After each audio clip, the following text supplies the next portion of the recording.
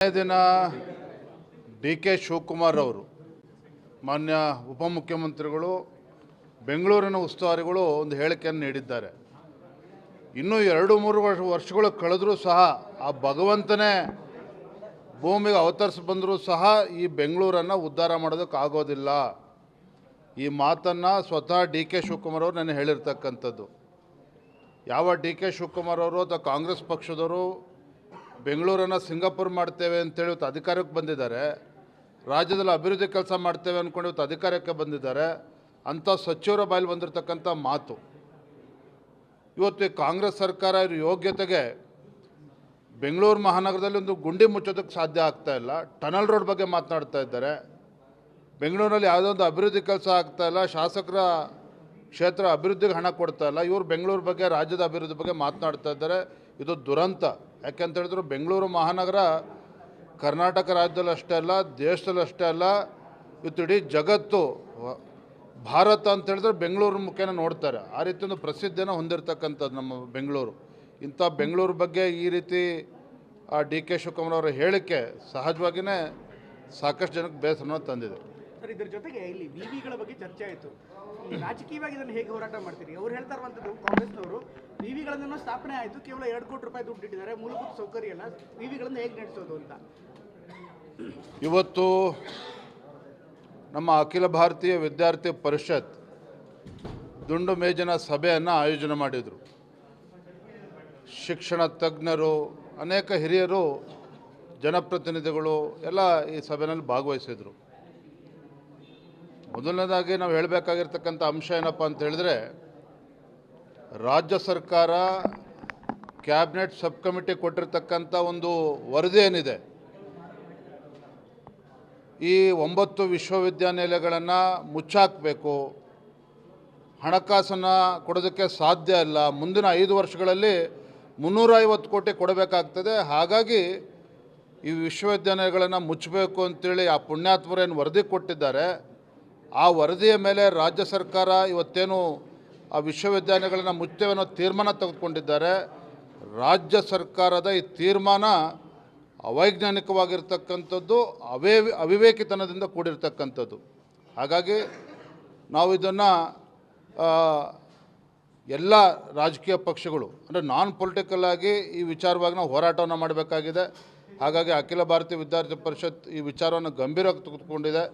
ನಾವು ಕೂಡ ಅದಕ್ಕೆ ಭಾರತೀಯ ಜನತಾ ಪಾರ್ಟಿ ಸಂಪೂರ್ಣವಾಗಿ ಆ ಹೋರಾಟಕ್ಕೆ ಬೆಂಬಲವನ್ನು ಕೂಡ ಕೊಡ್ತೇವೆ. ಯಾವುದೇ ಕಾರಣಕ್ಕೂ ಈ ರಾಜ್ಯ ಸರ್ಕಾರ, ಕಾಂಗ್ರೆಸ್ ಸರ್ಕಾರ ಏನು ಬಡವರ ಗ್ರಾಮೀಣ ಭಾಗದಲ್ಲಿ ಬಡವರ ಭವಿಷ್ಯವನ್ನು ರೂಪಿಸ್ತಕ್ಕಂಥ ಈ ವಿಶ್ವವಿದ್ಯಾನಿಲಯಗಳನ್ನು ಮುಚ್ಚೋದಕ್ಕೆ ನಾವು ಅವಕಾಶವನ್ನು ಕೊಡೋದಕ್ಕೆ ಸಾಧ್ಯ ಇಲ್ಲ, ಪ್ರಶ್ನೆ ಉದ್ಭವ ಆಗೋದಿಲ್ಲ. ದೊಡ್ಡ ಮಟ್ಟದಲ್ಲಿ ನಾವು ಹೋರಾಟವನ್ನು ಕೂಡ ರೂಪಿಸ್ತೇವೆ. ಮಾನ್ಯ ನಮ್ಮ ಮಿತ್ರ ಇರ್ತಕ್ಕಂಥ ಅಶ್ವತ್ಥ ನಾರಾಯಣ ಅವರು ಇದ್ದಾರೆ. ಹಿಂದೆ BJP ಸರ್ಕಾರ ಇದ್ದಾಗ 1 ಡಿಸ್ಟ್ರಿಕ್ಟ್ 1 ಯೂನಿವರ್ಸಿಟಿ ಈ ಒಂದು ಕಲ್ಪನೆ ಅಡಿಯಲ್ಲಿ ಈ ವಿಶ್ವವಿದ್ಯಾನಿಲಯಗಳನ್ನು ರಚನೆ ಆಗಿರ್ತಕ್ಕಂಥ. ಆದರೆ ದುರಂತ ಅಂತ ಹೇಳಿದ್ರೆ ರಾಜ್ಯ ಸರ್ಕಾರ ಫೈನಾನ್ಷಿಯಲ್ ಕನ್ಸಿಡರೇಷನ್, ನಾನು ಆಗ ಸಭೆಯಲ್ಲಿ ಮಾತನಾಡ್ತಾ ಹೇಳಿದೆ, financial consideration should not be the basis for the closure of such universities. ಯಾಕೆಂದರೆ ಗ್ರಾಮೀಣ ಭಾಗದ ಮಕ್ಕಳ ವಿದ್ಯಾರ್ಥಿಗಳ ಭವಿಷ್ಯನ ರೂಪಿಸ್ತಕ್ಕಂಥದ್ದು. ಹಾಗಾಗಿ ಹಣಕಾಸಿನ ಮುಂಗಟ್ಟನ್ನು ಆಧಾರವಾಗಿ ಇಟ್ಕೊಂಡು ರಾಜ್ಯ ಸರ್ಕಾರ ಈ ರೀತಿ ಅವಿವೇಕತನದ ನಿರ್ಧಾರವನ್ನು ತೆಗೆದುಕೊಳ್ಬಾರ್ದು, ಆ ನಿರ್ಧಾರದಿಂದ ಹಿಂಸರಿಬೇಕು. ಈ ನಿಟ್ಟಿನಲ್ಲಿ ಹೋರಾಟವನ್ನು ರೂಪಿಸ್ತಾ ಇದ್ದೀವಿ. ಲೇಟ್ ಎಂಟ್ರಿ ನೀನು ಡಾಕ್ಟರ್ ಮಾತಾಡ್ತೀವಿ. ಡಾಕ್ಟರ್ ತಗೊಳ್ಳಿ.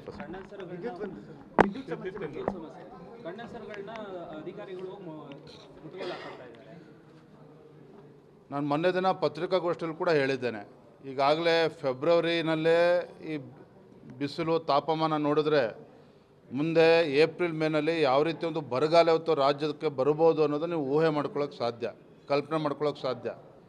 ರಾಜ್ಯ ಸರ್ಕಾರ ಎಚ್ಚೆತ್ಕೊಂಡು ಗ್ಯಾರಂಟಿಗಳ ಭ್ರಮೆಯಿಂದ ಹೊರಗಡೆಗೆ ಬಂದು ಏನು ನಾಡಿನ ರೈತರು ಸಂಕಷ್ಟದಲ್ಲಿದ್ದಾರೆ ನೋಡ್ತಾ ಇದ್ದೀರಿ. ಇವತ್ತು ಸಮರ್ಪಕವಾಗಿ 6 ತಾಸು 7 ತಾಸು ವಿದ್ಯುತ್ ಕೊಡೋದಕ್ಕೆ ರಾಜ್ಯ ಸರ್ಕಾರದಿಂದ ಆಗ್ತಾ ಇಲ್ಲ.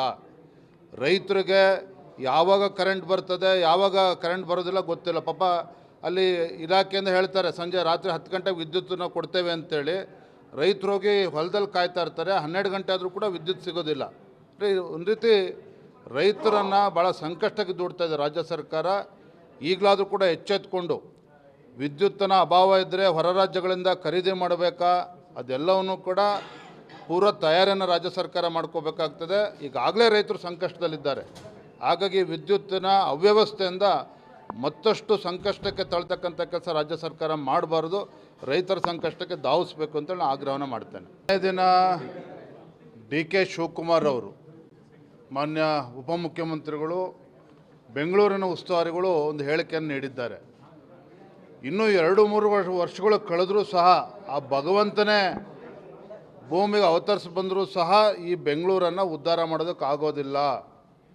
ಈ ಮಾತನ್ನು ಸ್ವತಃ ಡಿ ಕೆ ಶಿವಕುಮಾರ್ ಅವರು ನನಗೆ ಹೇಳಿರ್ತಕ್ಕಂಥದ್ದು.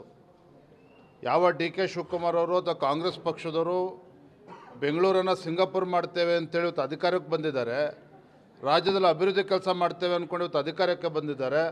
ಅಂಥ ಸಚಿವರ ಬಾಯಲ್ಲಿ ಬಂದಿರತಕ್ಕಂಥ ಮಾತು ಇವತ್ತು ಈ ಕಾಂಗ್ರೆಸ್ ಸರ್ಕಾರ ಇರೋ ಯೋಗ್ಯತೆಗೆ ಬೆಂಗಳೂರು ಮಹಾನಗರದಲ್ಲಿ ಒಂದು ಗುಂಡಿ ಮುಚ್ಚೋದಕ್ಕೆ ಸಾಧ್ಯ ಆಗ್ತಾ ಇಲ್ಲ.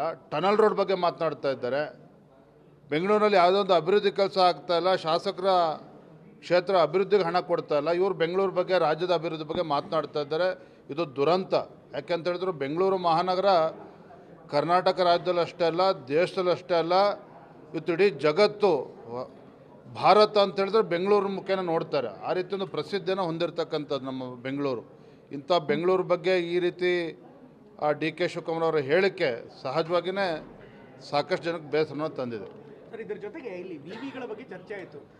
ರಾಜಕೀಯವಾಗಿ ಇದನ್ನು ಹೇಗೆ ಹೋರಾಟ ಮಾಡ್ತೀರಿ? ಅವ್ರು ಹೇಳ್ತಾ ಇರುವಂಥದ್ದು, ಕಾಂಗ್ರೆಸ್ನವರು ವಿವಿಗಳನ್ನು ಸ್ಥಾಪನೆ ಆಯಿತು, ಕೇವಲ 2 ಕೋಟಿ ರೂಪಾಯಿ ದುಡ್ಡು ಇಟ್ಟಿದ್ದಾರೆ, ಮೂಲಭೂತ ಸೌಕರ್ಯ ಎಲ್ಲ, ವಿವಿಗಳನ್ನು ಹೇಗೆ ನಡೆಸೋದು ಅಂತ. ಇವತ್ತು ನಮ್ಮ ಅಖಿಲ ಭಾರತೀಯ ವಿದ್ಯಾರ್ಥಿ ಪರಿಷತ್ ದುಂಡು ಮೇಜಿನ ಸಭೆಯನ್ನು ಆಯೋಜನೆ ಮಾಡಿದರು. ಶಿಕ್ಷಣ ತಜ್ಞರು, ಅನೇಕ ಹಿರಿಯರು, ಜನಪ್ರತಿನಿಧಿಗಳು ಎಲ್ಲ ಈ ಸಭೆಯಲ್ಲಿ ಭಾಗವಹಿಸಿದರು. ಮೊದಲನೇದಾಗಿ ನಾವು ಹೇಳಬೇಕಾಗಿರ್ತಕ್ಕಂಥ ಅಂಶ ಏನಪ್ಪ ಅಂತ ಹೇಳಿದ್ರೆ, ರಾಜ್ಯ ಸರ್ಕಾರ ಕ್ಯಾಬಿನೆಟ್ ಸಬ್ ಕಮಿಟಿ ಕೊಟ್ಟಿರ್ತಕ್ಕಂಥ ಒಂದು ವರದಿ ಏನಿದೆ, ಈ 9 ವಿಶ್ವವಿದ್ಯಾನಿಲಯಗಳನ್ನು ಮುಚ್ಚಾಕಬೇಕು, ಹಣಕಾಸನ್ನು ಕೊಡೋದಕ್ಕೆ ಸಾಧ್ಯ ಇಲ್ಲ, ಮುಂದಿನ 5 ವರ್ಷಗಳಲ್ಲಿ 350 ಕೋಟಿ ಕೊಡಬೇಕಾಗ್ತದೆ, ಹಾಗಾಗಿ ಈ ವಿಶ್ವವಿದ್ಯಾನಿಲಯಗಳನ್ನು ಮುಚ್ಚಬೇಕು ಅಂತೇಳಿ ಆ ಪುಣ್ಯಾತ್ಮರೇನು ವರದಿ ಕೊಟ್ಟಿದ್ದಾರೆ, ಆ ವರದಿಯ ಮೇಲೆ ರಾಜ್ಯ ಸರ್ಕಾರ ಇವತ್ತೇನು ಆ ವಿಶ್ವವಿದ್ಯಾನಿಲಯಗಳನ್ನು ಮುಚ್ಚುತ್ತೇವೆ ಅನ್ನೋ ತೀರ್ಮಾನ ತೆಗೆದುಕೊಂಡಿದ್ದಾರೆ. ರಾಜ್ಯ ಸರ್ಕಾರದ ಈ ತೀರ್ಮಾನ ಅವೈಜ್ಞಾನಿಕವಾಗಿರ್ತಕ್ಕಂಥದ್ದು, ಅವಿವೇಕಿತನದಿಂದ ಕೂಡಿರ್ತಕ್ಕಂಥದ್ದು. ಹಾಗಾಗಿ ನಾವು ಇದನ್ನು ಎಲ್ಲ ರಾಜಕೀಯ ಪಕ್ಷಗಳು ಅಂದರೆ ನಾನ್ ಪೊಲಿಟಿಕಲ್ ಆಗಿ ಈ ವಿಚಾರವಾಗಿ ನಾವು ಹೋರಾಟವನ್ನು ಮಾಡಬೇಕಾಗಿದೆ. ಹಾಗಾಗಿ ಅಖಿಲ ಭಾರತೀಯ ವಿದ್ಯಾರ್ಥಿ ಪರಿಷತ್ ಈ ವಿಚಾರವನ್ನು ಗಂಭೀರವಾಗಿ ತೆಗೆದುಕೊಂಡಿದೆ. ನಾವು ಕೂಡ ಅದಕ್ಕೆ ಭಾರತೀಯ ಜನತಾ ಪಾರ್ಟಿ ಸಂಪೂರ್ಣವಾಗಿ ಆ ಹೋರಾಟಕ್ಕೆ ಬೆಂಬಲವನ್ನು ಕೂಡ ಕೊಡ್ತೇವೆ. ಯಾವುದೇ ಕಾರಣಕ್ಕೂ ಈ ರಾಜ್ಯ ಸರ್ಕಾರ, ಕಾಂಗ್ರೆಸ್ ಸರ್ಕಾರ ಏನು ಬಡವರ ಗ್ರಾಮೀಣ ಭಾಗದಲ್ಲಿ ಬಡವರ ಭವಿಷ್ಯವನ್ನು ರೂಪಿಸ್ತಕ್ಕಂಥ ಈ ವಿಶ್ವವಿದ್ಯಾನಿಲಯಗಳನ್ನು ಮುಚ್ಚೋದಕ್ಕೆ ನಾವು ಅವಕಾಶವನ್ನು ಕೊಡೋದಕ್ಕೆ ಸಾಧ್ಯ ಇಲ್ಲ, ಪ್ರಶ್ನೆ ಉದ್ಭವ ಆಗೋದಿಲ್ಲ. ದೊಡ್ಡ ಮಟ್ಟದಲ್ಲಿ ನಾವು ಹೋರಾಟವನ್ನು ಕೂಡ ರೂಪಿಸ್ತೇವೆ. ಮಾನ್ಯ ನಮ್ಮ ಮಿತ್ರ ಇರ್ತಕ್ಕಂಥ ಅಶ್ವತ್ಥ ನಾರಾಯಣ ಅವರು ಇದ್ದಾರೆ. ಹಿಂದೆ BJP ಸರ್ಕಾರ ಇದ್ದಾಗ 1 ಡಿಸ್ಟ್ರಿಕ್ಟ್ 1 ಯೂನಿವರ್ಸಿಟಿ ಈ ಒಂದು ಕಲ್ಪನೆ ಅಡಿಯಲ್ಲಿ ಈ ವಿಶ್ವವಿದ್ಯಾನಿಲಯಗಳನ್ನು ರಚನೆ ಆಗಿರ್ತಕ್ಕಂಥ. ಆದರೆ ದುರಂತ ಅಂತ ಹೇಳಿದ್ರೆ ರಾಜ್ಯ ಸರ್ಕಾರ ಫೈನಾನ್ಷಿಯಲ್ ಕನ್ಸಿಡರೇಷನ್, ನಾನು ಆಗ ಸಭೆಯಲ್ಲಿ ಮಾತನಾಡ್ತಾ ಹೇಳಿದೆ, financial consideration should not be the basis for the closure of such universities. ಯಾಕೆಂದರೆ ಗ್ರಾಮೀಣ ಭಾಗದ ಮಕ್ಕಳ ವಿದ್ಯಾರ್ಥಿಗಳ ಭವಿಷ್ಯನ ರೂಪಿಸ್ತಕ್ಕಂಥದ್ದು. ಹಾಗಾಗಿ ಹಣಕಾಸಿನ ಮುಂಗಟ್ಟನ್ನು ಆಧಾರವಾಗಿ ಇಟ್ಕೊಂಡು ರಾಜ್ಯ ಸರ್ಕಾರ ಈ ರೀತಿ ಅವಿವೇಕತನದ ನಿರ್ಧಾರವನ್ನು ತೆಗೆದುಕೊಳ್ಬಾರ್ದು, ಆ ನಿರ್ಧಾರದಿಂದ ಹಿಂಸರಿಬೇಕು. ಈ ನಿಟ್ಟಿನಲ್ಲಿ ಹೋರಾಟವನ್ನು ರೂಪಿಸ್ತಾ ಇದ್ದೀವಿ. ಲೇಟ್ ಎಂಟ್ರಿ ನೀನು ಡಾಕ್ಟರ್ ಮಾತಾಡ್ತೀವಿ. ಡಾಕ್ಟರ್ ತಗೊಳ್ಳಿ ಫಸ್ಟ್.